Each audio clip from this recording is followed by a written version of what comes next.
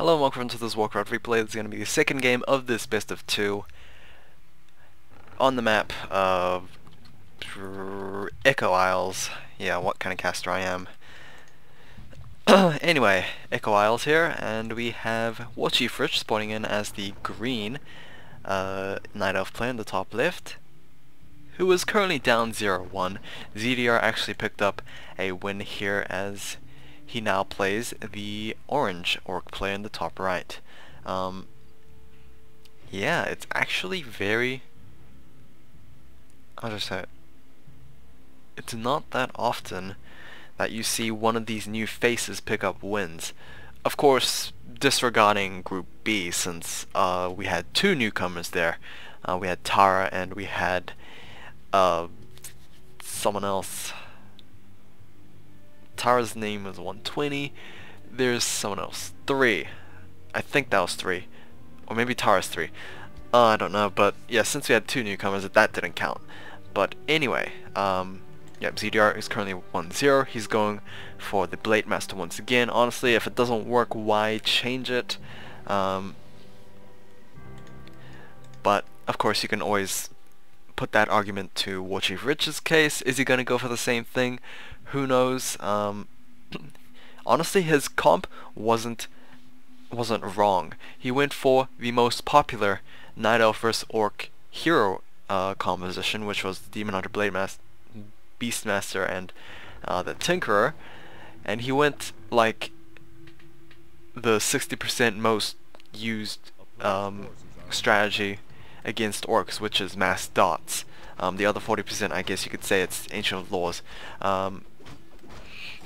Actually, I guess you could say other 30%. 10% would be like Warden or Demon Hunter with Huntresses and all that nonsense, but you guys get what I mean.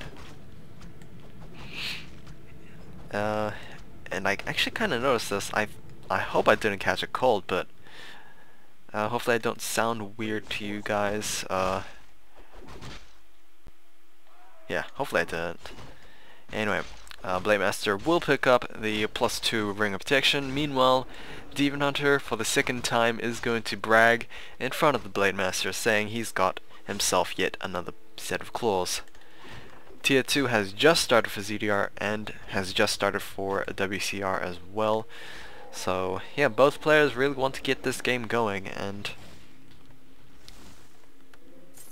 yeah, that means there's not going to be much happening unless WarchiefRich wants to go for unfavorable harassment trades once again. Honestly, how I said how WCR actually didn't play or build badly, I think he just played badly, since I don't know, he went for an early harassment with his Blade Beastmaster and Demon Hunter, and then ended up burning a TP scroll for nothing.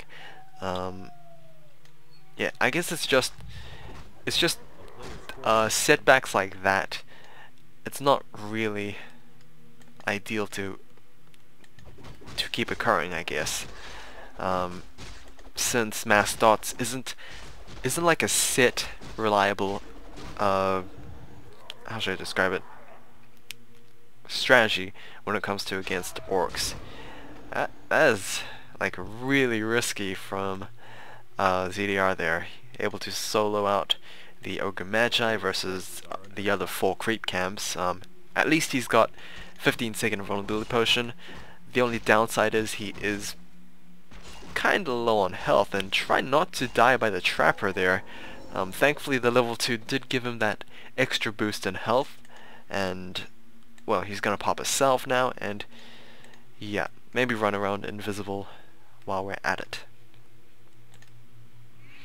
It doesn't look like any divergences from the strategy here, so WarchiefRich is definitely going for the mass dots once again. At least for now, we don't have any TP scrolls burnt. Really heavy on those claws there for the Demon Hunter. Now note, one of these was picked up by the marketplace. Rarely seen, honestly. Like, there are some really good items from the marketplace, but since it's so expensive, most players just don't even do it. But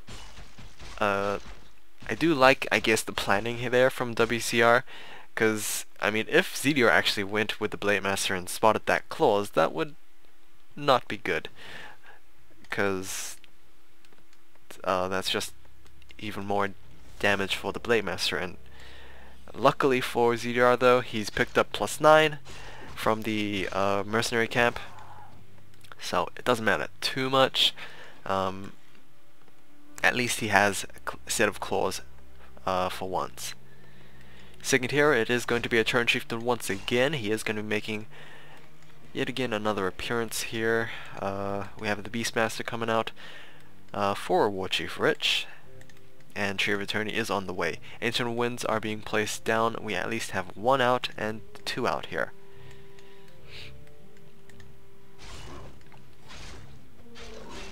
Alright, Blade Master taking quite a bit of damage himself, but at least he is returning some on the Blade Master. On the Demon Hunter, I'm getting these mixed up so bad. Ooh, Bestiary halfway completed, but will it be cancelled there? That would be a bit of a setback for ZDR, but well, seems like he's able to push away this attack at least.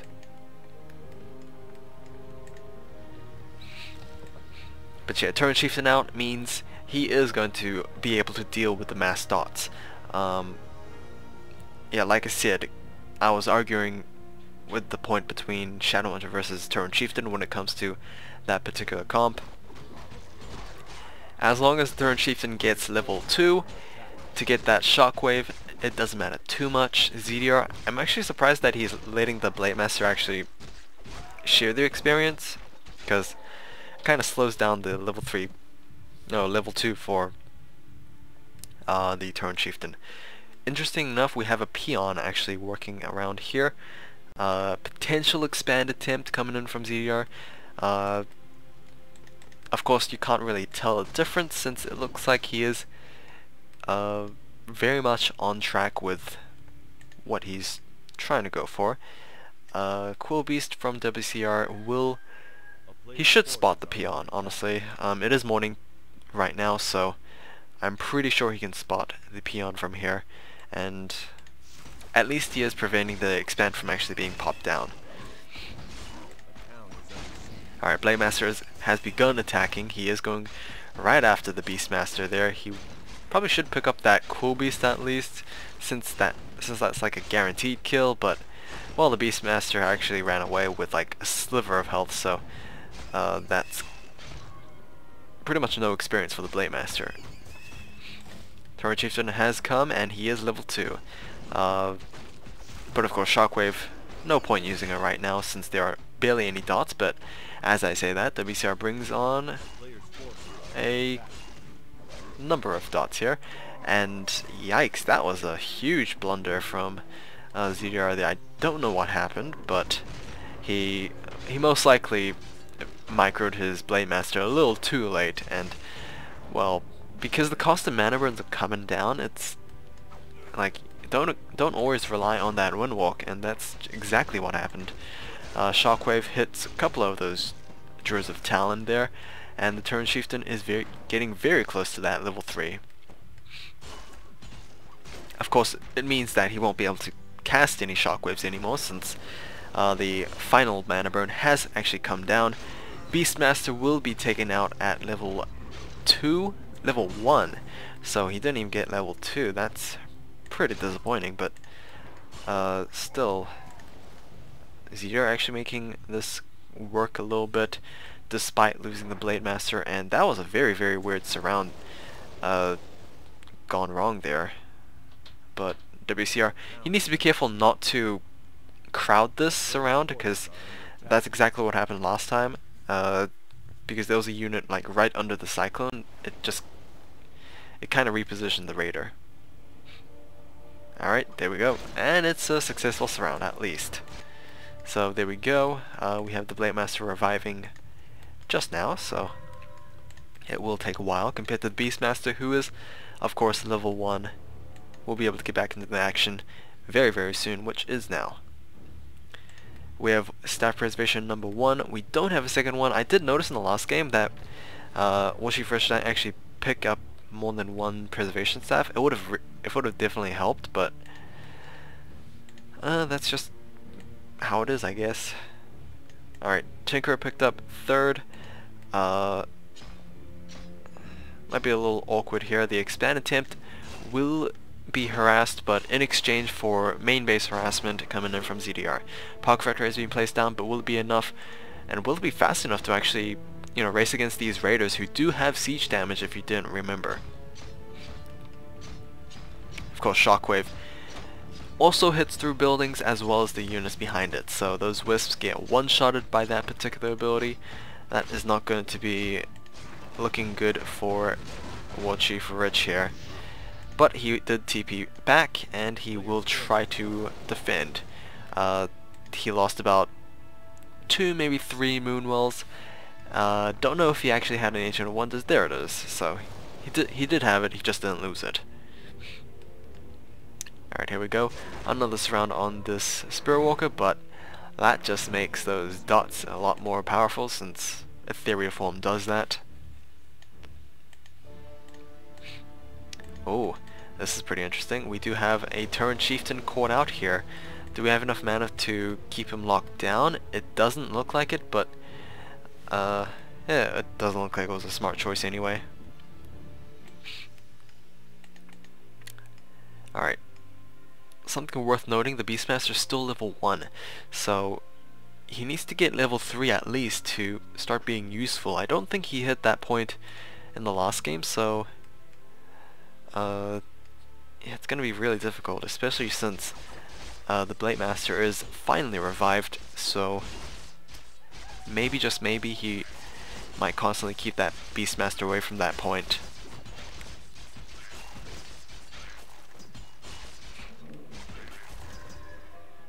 Anyway, doesn't look like we have any upgrades queued up for ZDR here. We don't have actually a War Mill, so it's kind of impossible. Meanwhile, same thing for WarchiefRich. No Hunter Soul, so pretty much no upgrades. And of course, he's still upside down on supplies, so that's a bit of a delay, a bit of a huge delay as well. At that, it's not good. Having that actually happen, but at least he has taken out ZDR's expand.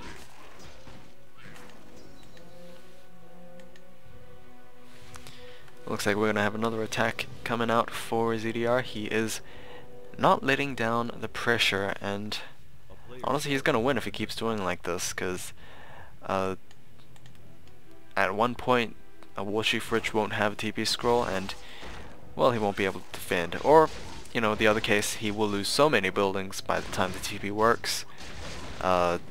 He's pretty much gonna lose this. The item is... I don't even know what the item was. It can't be boots, can it? It probably is the boots of speed, honestly. I can't imagine the Beastmaster actually having the boots of speed for himself, so the only explanation is that it was dropped. Alright, here we go. Will we have the TPM commencing? Yes, we will. We do have a couple of Fairy Dragons coming out for WarchiefRich as well, so he is worried about the Turn Chieftain and the Spirit Walkers there. Will we have the Mana Flare out? Yes, we will. Blade Master has been cycloned. What will we have happen there? Okay, we have both the Fairy Dragons being ensnared. That is not good. That is going to be... yeah, that's going to be level 4 for the Turn Chieftain. Will we have that Shockwave? That was a very, very huge Shockwave there. And of course, the Turn Chieftain also has a Mana Potion, so if he needs to, he will use it if he keeps getting Mana burned. Beastmaster taking quite a bit of damage, but, well, Scroll of Healing has just been used, so that kind of got counteracted there. Blade Master is out once again, but he is going to get cycloned immediately. Level 2 has finally been gained for the Beastmaster. Will we see those Frenzy Beasts coming out? Don't know, no mana. So, actually we can't have Frenzy Beasts, we can only have Hawks. My mistake, but yikes, ZDR actually losing this fight pretty badly there, since the Blade Master has pretty much been out of the fight the entirety of the duration, and it is slowly tolling up here as the as the dots keep dwindling down these like armor reduced grunts. Like, the armor reduction is actually pretty significant. The Fairy Fire is just such an amazing autocast ability that it, you know, it pay for itself. And there we go, Turn Chieftain is surrounded. Do we have a War Stomp? No, we do not. But of course the Turn Chieftain, all he needs to do is kill his way out of there and he will escape. There we go, another Cyclone. Honestly, a lot of Cyclones being used on the Turn Chieftain. None to crowd control this Blade Master, which is honestly a mistake, if anything. Turn Chieftain will finally go down. That is going to be level 4 Turn Chieftain out of this game. But the Beastmaster is also in danger here.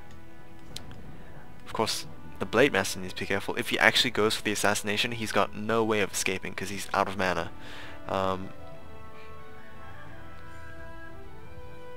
So yeah, ZDR is going to be forced to retreat here, and wow, WarchiefRich actually managing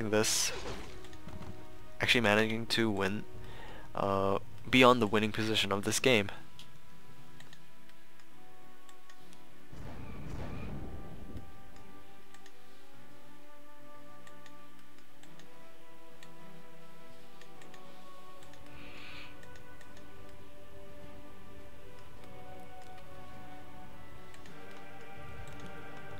Alrighty,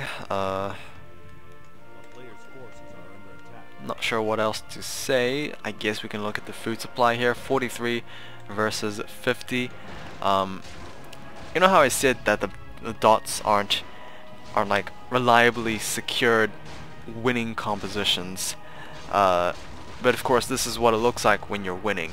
It's when those dots start getting to numbers where it's too hard to control, and then it, you know, becomes so much that it just deals so much damage. Of course, the Fairy Fire armor reduction helps to that extent very greatly as well. So yeah, that's just something to note, worth noting there. The dots are slowly making this work.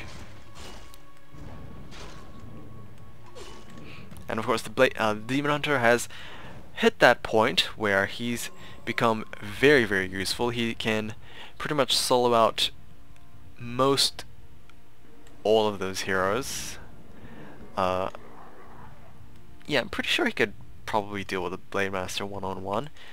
Of course, I am saying, since Blade Master only has two set of claws, actually I might take that back. We have plus 19 on the Blade Master and plus 23 on the Demon Hunter. It's not that significant of a difference there.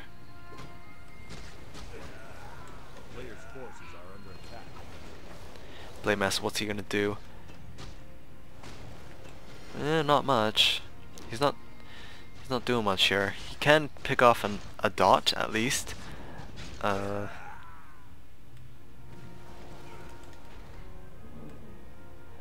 will we have another fight here? No, it looks like WCR wants to actually avoid this one. Demon Hunter is going to get ensnared though, and there we go with another Cyclone on the Blade Master. We did have a huge hit coming in from the BM himself. Okay, Dot's going for the Crow form into the Druid form once again. I think that's just to counteract the ensnare, but I don't know too much. Of course, it's not like Crypt Fiends, where if you burrow then you're completely dispelled of any buffs / debuffs, but I'm not sure about changing into Crow form and then back again. Invulnerability Potion will be used by the Beastmaster. Anti-Magic Potion, I believe, is used by the Demon Hunter. It's just so difficult telling since the green aura from actually being a green player. So yeah. Actually, in fact, most of these units are pretty low health. GG from ZDR actually, and that is going to be game. Yeah,